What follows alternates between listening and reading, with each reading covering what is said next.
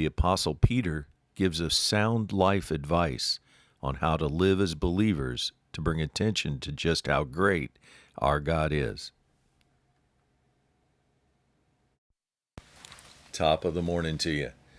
When we read 1 Peter with the eyes of love and a firm determination to get to know God better, we get advice from an elder of the church who actually walked in the flesh with Christ. He's someone we can relate to because he's not perfect, having denied Christ 3 times in his weakness. After Christ's resurrection, Peter became a leader in the faith who ended up being crucified upside down because he felt unworthy to die in the same manner of Christ. His mission in this scripture is to educate us on just how God sees our value. 2 verses 9, "You are a chosen race, a royal priesthood, a dedicated nation, God's own special people who may display the wonderful deeds and virtues of God, who called us out of darkness into his marvelous light." Peter urges us in 2:1 through the rest of the book to live like we don't belong to the world in which we live. Abstain from sensual urges with evil desires and passions of the flesh which wage war in our soul. We are to conduct ourselves properly in front of unbelievers.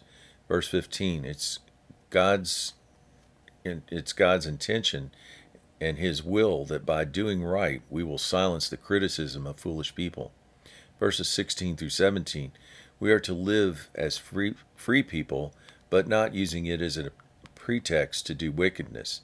Instead, act like God's servants, showing respect for all people, loving the brotherhood, reverencing God, and honoring the emperor. He's upfront on how hard of life this will be. When it comes to us suffering patiently, verse 21, "To this you were called, for Christ suffered for you, leaving you his personal example to follow in his footsteps."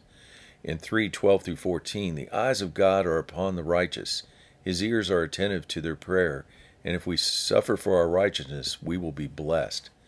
This knowledge alone keeps us free from fear of threats and left undisturbed by any opposition.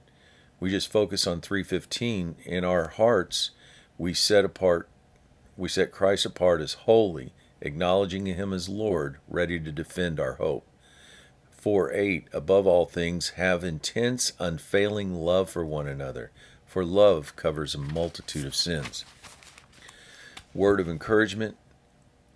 Other good advice from Peter in chapter 5, "Be humble, for God sets himself against the proud, but gives grace to the humble."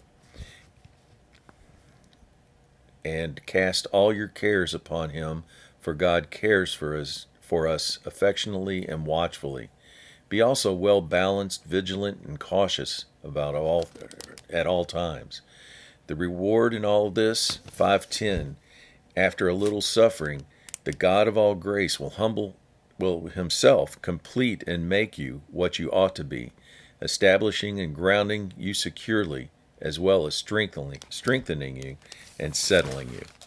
Have a great day.